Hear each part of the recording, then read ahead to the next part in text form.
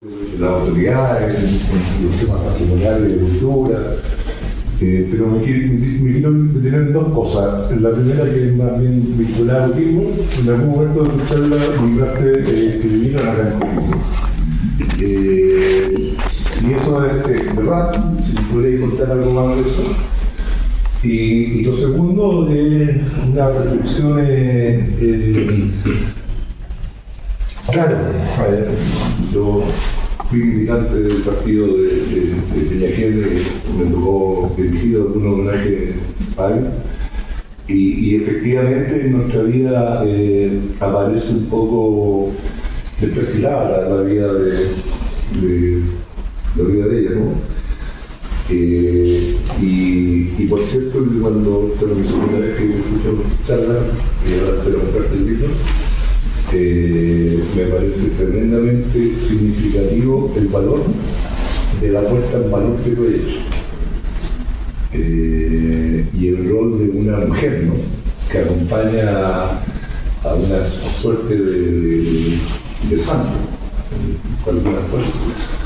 Y eso me parece tremendamente, ese matiz que diste me parece tremendamente claro. Yo nada más que agradecerte tu presencia en este puerto de tanto bien. Sí, en todo caso es poco lo que ella habla. Lo que pasa es que ella, cuando se embarazó de su segunda hija, claro, de su hija, lo vino a pasar acá al puerto de Coquimbo, donde con su suegro, con la madre de Jorge Peñafiel. Pero después se trasladaron a La Serena. Claro, uno dice trasladarse, vuelvo al contexto, hoy día es muy distinto trasladarse a La Serena ahora, con la precariedad de la locomoción de antaño, de los años 60 y todo el tema. Pero ellos vivieron todo su embarazo, lo vivió acá en la ley. Y ella hacía la diferencia de lo liberal, entre comillas, que era vivir en Coquimbo. Había mayor libertad, en cambio en La Serena ella siempre era como apuntada con el dedo. Ella hablaba de las personas que iban a misa, que la veían con sus pelos negros y todo. Ella se sintió muy cómoda acá en el puerto de Coquimbo. Pero hay que admitir que su mirada hoy día es que ella cree que también la ciudad o la región en general no la ha sabido valorar. Pero insisto, eso tiene que ver con lo que ya hemos hablado, con la fuerza y la decisión de ella. Ojo, yo se lo dije varias veces, y yo creo que la decisión de ella de tomar el bastión de potenciar la imagen de Peñafiel, de recorrer, de dar charlas, finalmente la dejó en un segundo plano. Está bien, pero yo no sé si alguien le propuso algún día haber hecho un concierto acá, en Coquimbo, en La Serena, para que ella mostrara que no era solamente la esposa de Peñafiel, sino que también pudiera mostrar el fondo del talento que tiene en el piano, en realidad. Eso por lo menos nunca se lo han propuesto. Todo lo que se le ha propuesto es que ella hable de la figura de Peñafiel, de los homenajes y todo el tema. Eso. Disculpa, Luz. ¿Ya? Bueno, Felipe Fernández es mi nombre. Primero que todo, felicitaciones. Leí el libro hace muy poquito y fue realmente un agrado leerlo porque es de fácil lectura. Tú, aparte de la introducción que dices que es como tu aporte, yo también siento que vas contextualizando la historia de ella para uno entender bien en qué momento estaba ubicado, en qué situación, en qué pasaba en el contexto general del país o de la región. Y bueno, eso que comentabas de Coquimbo y La Serena, yo también lo publiqué en una red social, porque es muy clara al identificar la diferencia entre las dos ciudades.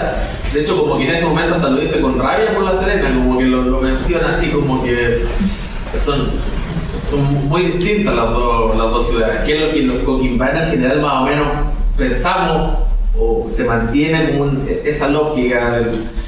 Y lo otro que además, bueno, felicitarte porque hay una historia que no solo es la historia de la música, sino que también su historia íntima de vida es muy interesante porque habla sobre resiliencia, sobre cómo afrontó la muerte de su marido, cómo sufre esa muerte durante tanto tiempo, porque estuvo, como salió en el video, estuvo callado durante toda la época de dictadura. Entonces eso igual lo sufren, y además ese dolor también iba con la infidelidad que ella pasaron, porque en el momento en que él fue asesinado, por lo que entendí en el libro, ya no estaban juntos, ya se habían separado, estaban como medio juntos, pero ya después se separaron de casa incluso.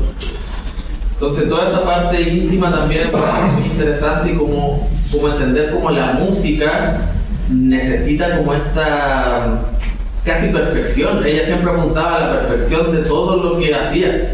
Entonces es como súper llamativo para una persona normal, por así decirlo, ver cómo estos artistas buscan siempre la perfección en lo que están haciendo. Eso ya lo mencionaba normal, cotidianamente en las conversaciones. Y bueno, eso es entendible también que ella fuera tan celosa con lo que se iba a publicar, porque lo manifiesta en varias partes del libro, que nunca estuvo conforme con lo que antes había publicado. Y es entendible en el sentido de que ella, por lo que yo entendí, ella le entregó mucho material al primer libro, no me acuerdo uno que hubo antes, un hombre, no me acuerdo uno que escribió antes, de Patricia Pulitzer.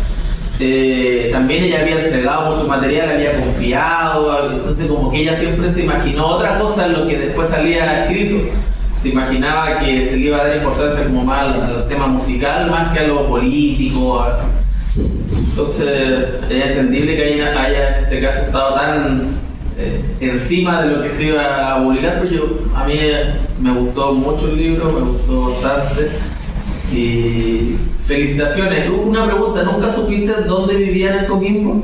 ¿En qué calle, en qué casa? Siempre he querido saber eso. De hecho, por eso compré el libro cuando lo que pasa es que ahí uno vuelve, cuando uno lo escucha ahora, se da cuenta que pudo haber inquirido más, pero yo creo que ese trabajo quizás para ti, que tú hayas hecho trabajo más vinculado con Coquimbo, con personajes, idiosincrasia, entonces, pero es cosa de averiguarla, contactarla y decirle, ya, pero muéstrame en qué lugar. De hecho hay una foto que al parecer aparece, y claro, pero tampoco se ve bien en qué sectores, pero en todo caso se valora el fondo de tu mirada, porque también tiene que ver con lo que yo hablaba respecto a lo que tú haces al rescatar historias del puerto de Coquimbo.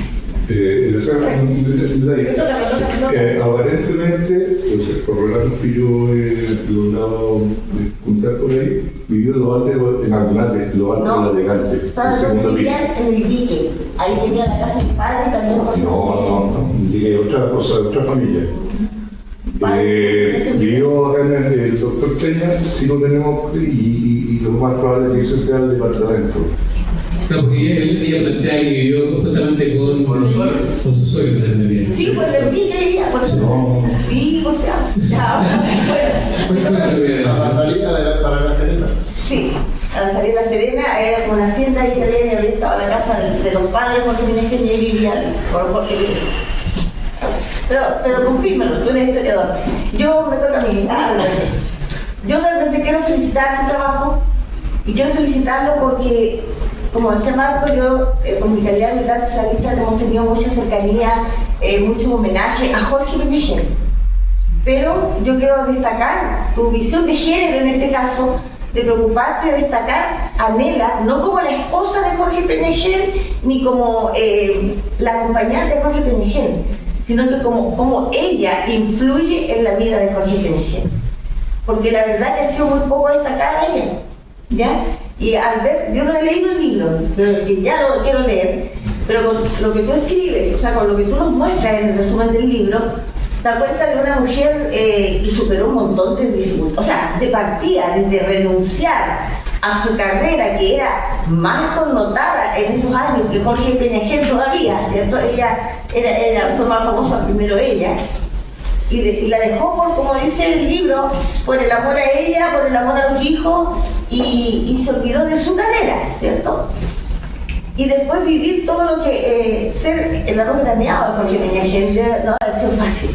Y con una personalidad difícil de ella y también con una personalidad fuerte de Jorge Peña, es valorable, ¿cierto? El que ella a sus 90 y tantos años, con qué lucidez, es generosa. ¿ya? En plantear por qué ella no continuó su carrera y en seguir sin rencores, sin dolores en ese sentido. Y felicito tu trabajo por destacarla a ella. No significa que no quiera destacar a Jorge Meneghel, porque yo le tengo mucho aprecio y considero, bueno, que hay que destacarlo siempre. Pero nunca había visto un libro ni había escuchado en profundidad la vida, como dices tú, de la esposa, de Nela, no como la esposa, sino que como ella, influyendo en la vida de Jorge. Eso. Okay. Sí, en todo caso yo en la Feria del Libro hablaba de eso. Yo he leído mucho del famoso feminismo, de la defensa que hacen muchas veces las mujeres de sus géneros. Y en este caso el silencio es bastante grande. Ahora yo no me lo explico, y lo otro tiene que ver con el tema político. Yo un poco la ventaja de escribir libros tiene que ver que yo no milito en ningún partido, a pesar que me han escrito a todos, al Partido Comunista, a los socialistas, a los DC, a la derecha, a la ultraderecha, pero da lo mismo, pero entonces esa es una ventaja para uno.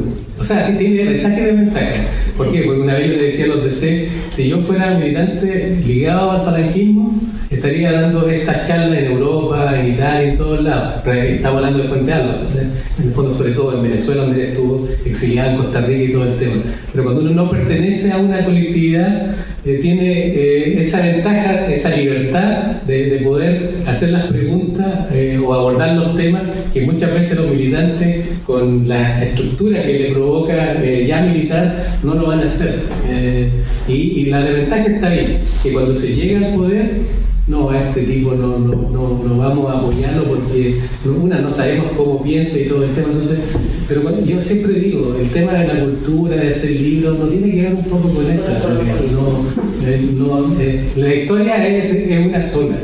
Aunque se quiera, y ahora sobre todo con el tema de las redes sociales, es muy difícil ocultar cosas y todo el tema. Entonces, lo bueno es eso. Y lo otro es como finalmente, y acá uno dice, y siempre me lo han preguntado, ¿por qué todos estos trabajos no llegan a las grandes editoriales? Yo les digo, a lo mejor puede que el trabajo sea malo, y me da exactamente lo mismo. Digo malo en el sentido de que no califica para el estándar que ellos tienen, pero al final caemos exactamente en lo mismo, porque la gracia de ser periodista es que uno ha hecho la entrevista en los momentos en los momentos justos, y todos estos trabajos que yo he hecho están alimentados de la entrevista en esos momentos, los momentos adecuados, cuando se producen un poco los temas. Por eso que, y lo otro, lo que hablaba ella respecto a que a los 90 y tantos años, ella tenga esa capacidad, esa lucidez para poder hablar. Y yo vuelvo a lo de Fuente Alba. Yo la última entrevista que le hice fue a 3 meses de fallecer. A 3 meses de fallecer, y después publicamos la segunda edición porque me di cuenta que había mucho material que no estaba publicado. Entonces, por eso que yo, cuando voy a la charla con los adultos mayores, les digo, escriban sus propias historias. Y aquí caemos en lo otro. ¿Qué es lo que es una buena historia? Y aquí es donde el parámetro. ¿Por qué? Y aquí es donde son las separaciones, el creer que solamente es una buena historia cuando uno entrevista a un expresidente de la República, a un ex embajador, a un ex alcalde o a un alcalde en ejercicio. No, las historias para mí surgen en los propios barrios, en los propios lugares donde están. Lo que pasa es que hay que hacerlo, porque después ya el tiempo uno no vuelve a cerrar, no vuelve a cerrar. Por eso que cuando hablábamos recién de mi inicio acá en Coquimbo, tiene que ver con la ex esposa. Cuando uno le dice a mí, yo le digo a mi hijo, no, seguí en el terminal, no había terminal, si el terminal se hizo recién en el 95, estaba el monumento de Bernardo Gil, ahí se hacían los desfiles, y no entienden, no, mira, la Mezquita nunca estuvo, la Cruz nunca estuvo, el Sánchez Rumoroso era otro, y después lo ampliaron, después lo mantelaron y hicieron uno más nuevo, y así va cambiando un poco la historia. Entonces,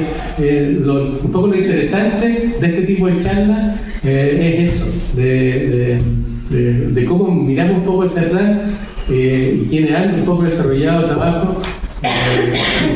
Ahí está un poco la gracia de poderlo dejar impreso en en un trabajo, que insisto, y la otra ventaja que tienen estos libros de autoedición sobre el margen de error, porque uno, y ahí está el trabajo de las editoriales, que ellos tienen procesos, gente que lo mira no con la visión del escritor o quien lo redacta. Entonces esa es la otra ventaja para quienes también quieren enfrentar esto.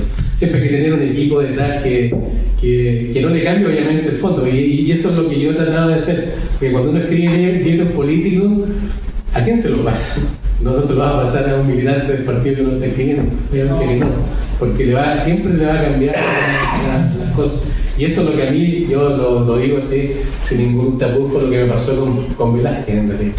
Que obviamente amenazó con querella y de tribunales, pero después cuando se dio cuenta, yo no sé si lo leyó en todo caso, pero sí yo estuve en el funeral, ojo, en la parte alta, estuve en su despedida con su esposa, hijo y todo el tema. Pero después yo creo que tienen que haberle dicho, cuando se dio cuenta de que todo lo que estaba allí estaba contrastado, estaba documentado, y eran por último todas las entrevistas que él había dado, porque si hay algo que hay que reconocerle, aparte de todo lo que dejó en materia de otras infraestructura, es la frontalidad que tenía. Son muy pocas las personas que no trabajarían un poco el tema. Entonces es sumamente interesante, por eso yo le agradezco mucho estar acá, conversar, dialogar, pero yo lo invito a los otros, a que sean ustedes los que sean protagonistas o después estén acá. Eso. Entonces,